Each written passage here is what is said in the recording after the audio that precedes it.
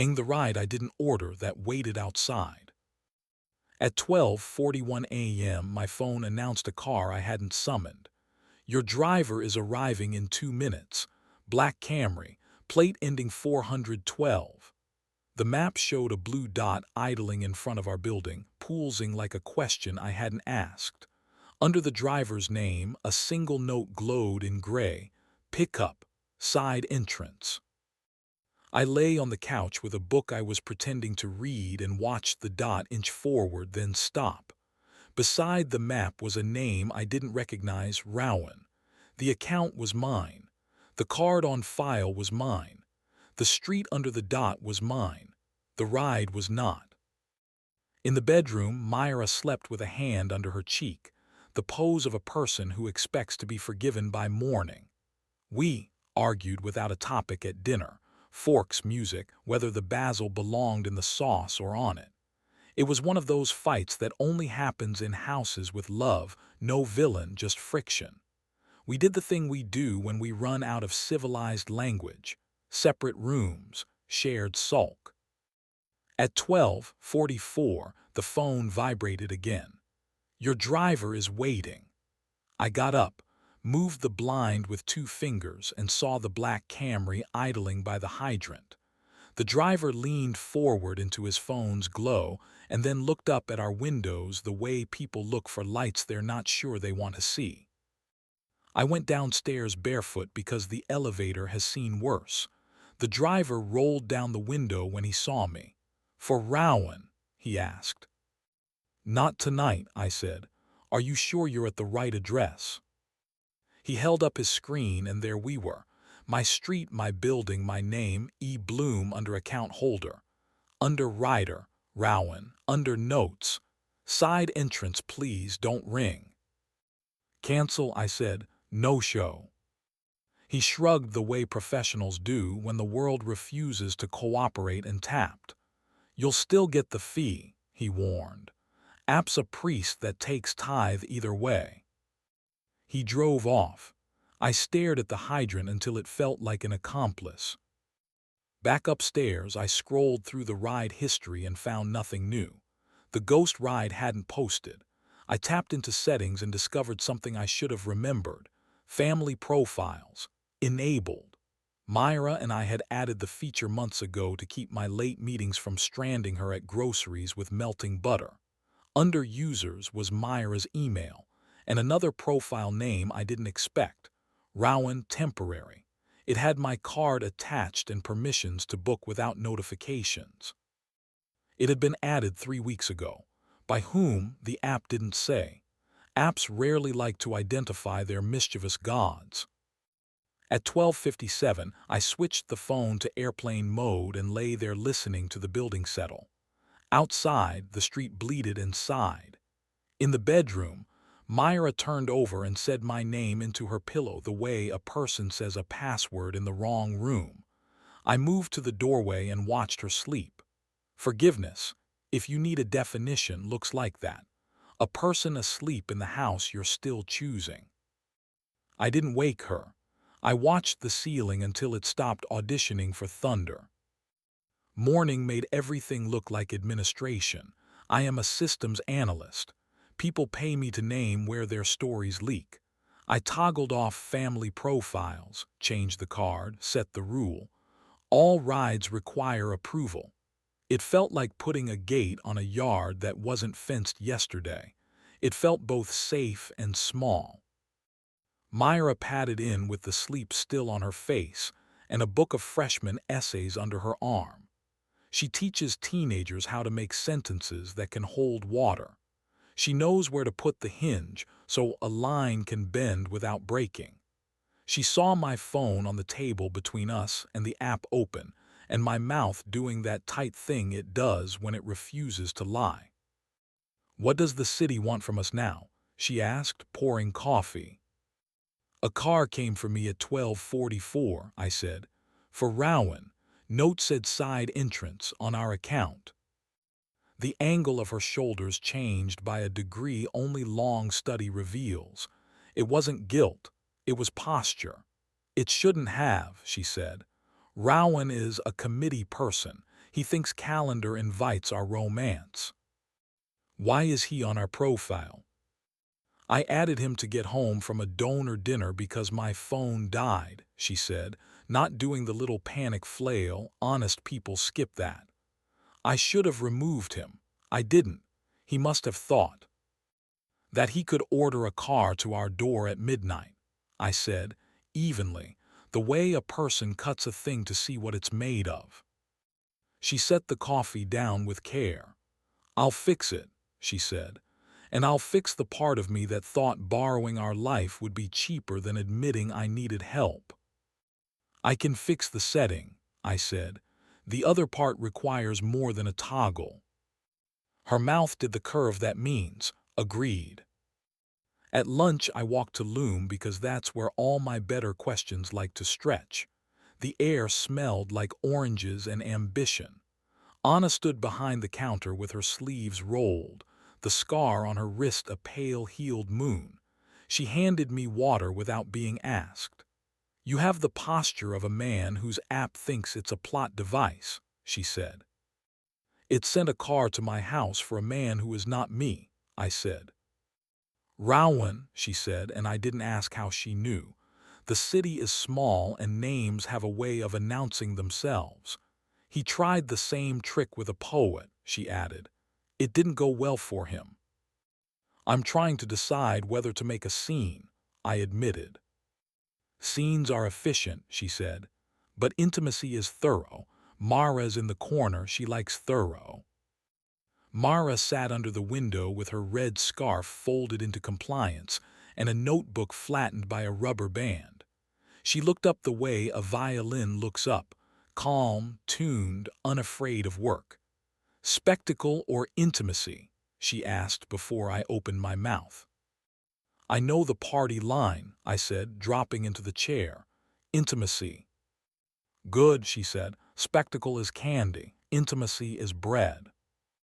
I told her about the Camry and the note and the profile that called itself temporary but dated itself for 3 weeks. She listened the way a witness listens to testimony, no interrupting, no pity. When I finished, she said, make the room you want the truth in. Don't interrogate someone in the hallway and expect poetry. Put the object on the table, point to it, and ask for one sentence. Not a closing argument. A sentence you can live with. What if the sentence isn't kind? I asked. Then you decide whether kindness is the thing you needed, she said. It might be accuracy instead.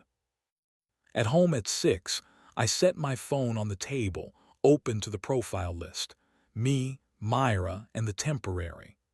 Myra took off her scarf and hung it on the coat rack like a flag of truce. She sat. The dog lay down with the weary intimacy of a creature who has watched us for years and believes we're practicing. I'm not going to rehearse the wrong part, she said, not waiting for me to ask. Rowan thinks everyone needs tending. He imagines himself as a gardener. He uses other people's lives as trellises. He asked to meet twice. I met him once. It was at a bar where all the plants are healthy and the floor is concrete so you can hear your shoes make decisions. He ordered a car to our door, I said. He ordered a car to a door he thought he owned, she corrected, and there it was, the sentence I could live with. He wants to be inevitable. I prefer deliberate. I exhaled in the slow, slightly ridiculous way that makes radiators sympathetic. Do you want me to text him? I asked. Or do you want to use words he'll have to remember? He doesn't respect text, she said. Text lets him perform contrition and then hide in a thread. He respects being ignored. Let's ignore him. And let's change the settings so ignorance doesn't cost us money. We did the administrative theater, removed profiles, changed the card, turned off every toggle that invited the world to believe we were a household that shared with strangers. We did not take a victory lap. We made dinner. She sat on the counter while I stirred a sauce we oversalted, and together we saved it, which is a metaphor so obvious even the ceiling took notes. After, we went to the bedroom, not like a solution but like a vote. She stood at the edge of the bed and lifted my shirt in the slow, deliberate way we practice when the day has tried to colonize us. The fabric rasped, and the sound felt like evidence of being alive. Eroticism, when it's ours, lives in precision. The place under her jaw where certainty meets softness. The exact weight of her hand guiding mine lower with an impatient press. The quiet words that are really switches. Here, more, slower, yes. We laughed once when a sleeve refused ceremony, and she freed me with her teeth. Funnier than the internet would permit. Heat arrived like tide you can set your watch by. We finished together because attention is a form of skill, and we use it. After, breath slowed, window cracked, the city promising someone else a plot, Myra said into my shoulder. I wanted him to think I needed rescue. It makes certain men behave. It makes them leave faster, too. Do you want to be rescued? I asked. I want to be invited, she said, and kept, and argued with by someone who knows where the salt is. Okay, I said. Rules then tools, not bars.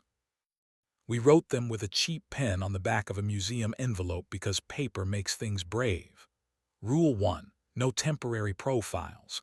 If a stranger needs our card, we name them to each other before the app does. Rule 2.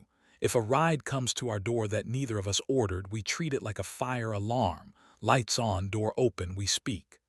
Rule 3. Novelty is a chore. On my weeks, I pick the wrong hour for the right thing. On yours, you move the furniture until the room learns us again. Rule 4. When we miss the wrong attention, we say it out loud and then do 3 ridiculous, ordinary things to flush it out. Peel oranges over the sink. Listen to one song to the end. Kiss in a doorway. 2 nights later, a ride tried again, this time at 1:17. The app pinged and we looked at each other, and the dog lifted his head as if to file a report. I hit cancel, then report, then typed without trying to be elegant. Remove this rider from this account, permanently. A minute later, an email arrived full of contrition and coupons. I deleted it. Elegance is finite. I save mine for us. I saw Rowan near the river a week after that. He wore navy and carried a tote with a museum's logo like a credential. He clocked me, offered the professional smile of someone who believes in grudges as networking. Evening, he said, as if we were peers in a club founded on our own appetites. You sent a car to my door, I said. I sent a convenience to a situation, he said. You're welcome. Don't do it again, I said, and kept walking. He doesn't like seeing someone's back. There are people who believe a good sentence should break a man. Sometimes the best sentence is your spine turning away. At home, Myra had moved the couch 2 inches and turned the lamp so the room forgot our angles and had to relearn them. Field trip, she said. Kitchen floor. Dress code. Honesty. We ate ramen we were too old for, and she read me a paragraph from a book about attention being a kind of love. I keep wanting to be seen without work, she said. That's the truth I don't like to hear from my own mouth. I keep wanting to be right instead of generous, I admitted. I choose generous until it makes me stupid. Then I choose right until it makes me cold. We are very modern, she said, mouth tilted and leaned in. Weeks learned us again. The app behaved. The couch became migratory. The dog learned the ritual of oranges at midnight. Loom kept smelling like citrus and mercy. Anna taught me the names of 3 plants I had been walking past for years. Mara sent a text one evening that consisted of a photograph of a marquee. Tonight, the ethics of arrival. Underneath, typed, you're doing fine. Sometimes at 12:41 or 1:17 or 2:02, the phone decides to practice being threatening. A ping, a ghost, an algorithm that thinks it knows our threshold. We answer together now, not with theater, with light. We say yes when it's us, no when it's not, and then we say each other's names to make the room relearn our vocabulary. Some nights she says mine as if it's new. Some nights I say hers like a refrain. The ceiling listens. The street keeps pretending to be a novel. The app updates and promises it will sin less. We believe it the way you believe weather, pragmatically, with a jacket by the door. We are not pure. We are answerable and occasionally ridiculous and in our best moments precise. The ride that isn't for us still arrives sometimes in stories that want to try us. We tell the driver the truth. Wrong house. We go back upstairs. We practice opening and closing the door from both sides, hands on the same handle, not because the world can't be trusted, but because we can. And that is the point of all of this. Not to decline every stranger, but to recognize each other, again and again, when the car is waiting and the street is watching and the night is certain we will fail. We don't. Or if we do, we stand at the window and wave at our own foolishness until it leaves. Then we turn off the light and find the bed together, talking softly, in a language we invented by staying.